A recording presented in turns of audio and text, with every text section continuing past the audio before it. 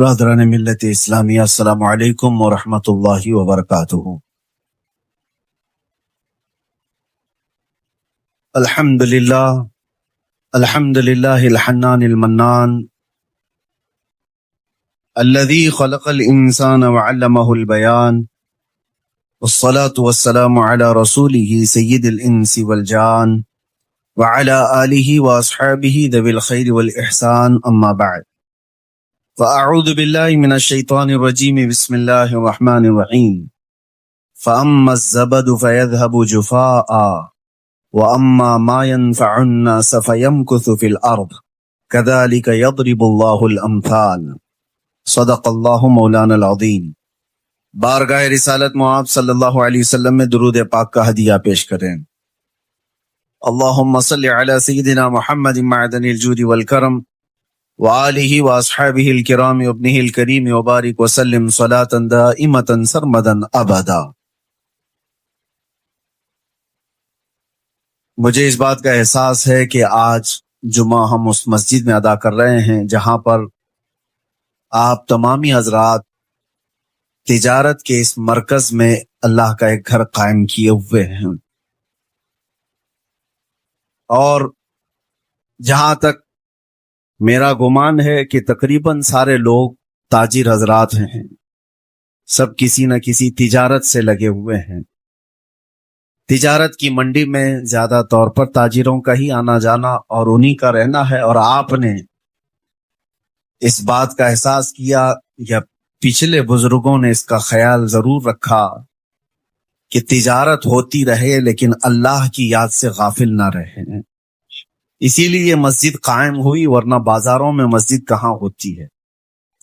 اللہ تعالیٰ اس مسجد کے قائم کرنے والے اور عبادت کی طرف توجہ دینے والوں کو شاد و آباد رکھے، اور ان کی قبروں میں اللہ تعالیٰ اس کا ثواب پہنچائے۔ چند باتیں یہ عرض کر کے پھر میں آگے رخصت ہوتا ہوں۔ پہلی بات تو یہ ہے کہ یہ تجارت اسلام کا ایک بڑا حصہ ہے، بلکہ یوں سمجھ لیں کہ حدیث پاک میں ہے نماز کے بعد سب سے افضل عمل حلال رزق کی تلاش کرنا۔ نماز اہم العبادات ہے، افضل العبادات ہے، اور قرآن پاک میں بھی اللہ تعالیٰ سورۃ الجمعہ میں یوں فرماتا ہے فَإِذَا قُضِيَتِ الصَّلَاةُ فَانتَشِرُوا فِي الْأَرْضِ، جب نماز ہو جائے تو زمین میں پھیل جاؤ، اپنی روزی تلاش کرو۔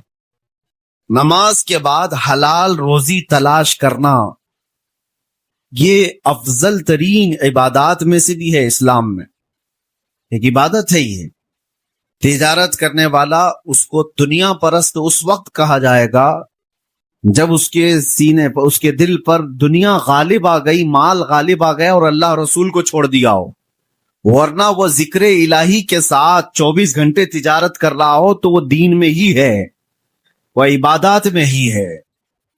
اور اسی لیے میرے آقا صلی اللہ علیہ وسلم کے پاس ایک صحابی نے آ کر کے عرض کیا تھا کہ میں گھروں کی تعمیر کرتا ہوں، معمار ہوں، مستری جس کو آپ کہیں گے، میرا کیا ہوگا آخرت میں؟ حضور پاک صلی اللہ علیہ وسلم نے فرمایا تم ابراہیم علیہ السلام کے ساتھ قیامت میں اٹھائے جاؤ۔ اور ایک صحابی نے کہا میں درزی ہوں، کپڑے سلتا ہوں، تو ان کے متعلق کہا رسول پاک صلی اللہ علیہ وسلم نے تم حضرت ادریس علیہ السلام کے ساتھ اٹھائے جاؤ۔ لوہے کا کام کرنے والے ایک صحابی تھے، انہوں نے کہا میرا کیا انجام ہے؟ حضور پاک صلی اللہ علیہ وسلم نے فرمایا تم حضرت داؤد علیہ السلام کے ساتھ اٹھائے جاؤ۔ ایک صحابی نے کہا یا رسول اللہ صلی اللہ علیہ وسلم میں تجارت کرتا ہوں، میں مال کی تجارت کرتا ہوں۔ حضور نے فرمایا اگر دو چیزیں تو قائم رکھتا ہے زندگی میں، سچ بولنا اور جھوٹی قسم نہ کھانا، تو قیامت کے دن میرے ساتھ اٹھایا جائے گا۔ یہ ہر تاجر کے لیے یہ دو چیزیں میرے مصطفیٰ نے بیان فرمائی، باقی سب کے لیے ہے اس نبی کے ساتھ اٹھایا جائے گا، اس نبی کے ساتھ اٹھایا جائے گا، لیکن تاجر اللہ کے رسول کے ساتھ اٹھایا جائے گا، میرے آقا محمد مصطفیٰ صلی اللہ علیہ وسلم کے ساتھ اٹھایا جائے گا۔ لیکن اس کے لیے دو شرطیں ہیں، اور وہ دو شرطوں میں اکثر لوگ پھسل جاتے ہیں۔ ایک، جھوٹ بول کر تجارت نہ کرے، کسی سے وعدہ خلافی نہ کرے، اور اپنے مال کو بیچنے میں قسم نہ کھائے۔ جیسے سارے اکثر لوگوں کا ایک طریقہ یہ بنا ہوا ہے کہ قسم کھا کر کے اپنے مال کو پکا کر دکھانے کے لیے اور مضبوط کرنے کے لیے اللہ کی قسمیں کھاتے ہیں. اللہ کی قسم یہ مجھ کو اتنے میں پڑا ہی نہیں, یہ اتنے کا مجھے پرورتا ہی نہیں ہے, فلاں فلاں, یہ جو جملے تاجروں کے اندر مشہور ہیں. ہاں, اگر ان چیزوں سے وہ بچ گیا. اور ایک خاص بات میں آپ کو بتاؤں کہ حضور پاک صلی اللہ علیہ وسلم نے فرمایا برکت کے اللہ تعالیٰ نے 10 حصے پورے زمین پر اتارے, جس میں سے ایک حصہ اللہ تعالیٰ نے سارے کام کاج میں رکھے ہیں. جاب کرنے والے, کھیتی باڑی کرنے والے, زراعت والے, جتنے بھی کام ہیں ان میں برکت کا ایک حصہ, اور تجارت میں 9 حصے اللہ نے رکھے. برکت کے 9 حصے اللہ نے تجارت میں رکھے. اسی لیے مسلمانوں کو یہ کہا جاتا تھا کہ چھوٹا سا بھی حصہ کیوں نہ ہو تجارت کرو, چاہے وہ ٹوپی بیچنا ہو کہ مسواک بیچنا. تجارت میں اللہ تعالیٰ نے برکت رکھا. اس کی وجہ کیا ہے میں آپ کو بتاؤں. میں نوکری پیشہ لوگوں کے خلاف نہیں بولتا, لیکن دونوں میں بڑا فرق ہے.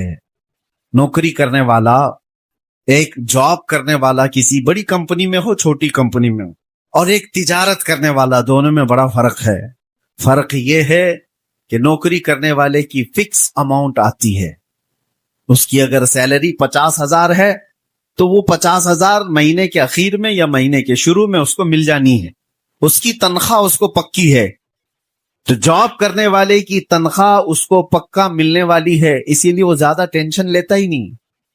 اس کو کسی کی فکر نہیں, مہینہ ختم ہوتے میری سیلری آ جائے گی. گورنمنٹ جتنے بھی جاب کرنے والے لوگ ہیں ان کو اکثر ہم نے دیکھا ہے کہ وہ کمفرٹ زون میں جینے کے عادی ہو گئے ہیں. بالکل آرام سے, ان کو کوئی دوسری چیزیں چاہیے نہیں. بھائی میں گورنمنٹ امپلائی ہوں, مہینے کے ختم میں میری 50,000 1 لاکھ سیلری آ جاتی ہے.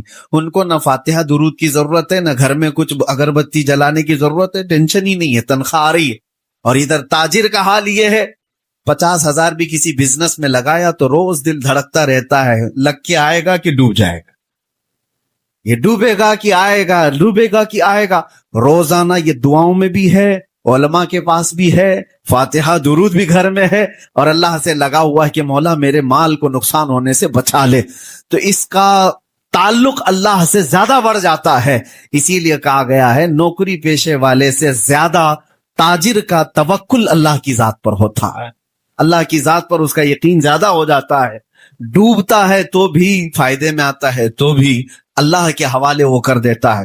اور اکثر آپ نے دیکھا ہوگا اسی لیے بہت ساری جگہوں پر جاب کرنے والے لوگ مسجدیں کم بنائے ہیں, تجارت پیشہ والے لوگ اکثر مسجدیں بھی قائم رکھتے ہیں. اللہ تبارک و تعالی سچے ایماندار تاجروں میں آپ سب کا بھی شمار فرمائے, اور ہمیں بھی اللہ تعالیٰ اس میں شامل رکھے. میرے آقا صلی اللہ تعالی علیہ وسلم نے تجارت کو فروغ دینے کے لیے خود بھی تجارت فرمائی. حضور پاک صلی اللہ تعالی علیہ وسلم صرف 12 سال کی عمر میں تجارت کے سفر پر نکلے تھے. 12 سال کی عمر میں پہلی تجارت کا سفر آپ نے کیا ہے. تو اللہ کے نبی صلی اللہ علیہ وسلم نے جس میں قدم رکھا ہے وہ میدان کبھی برکت سے خالی ہو نہیں سکتا.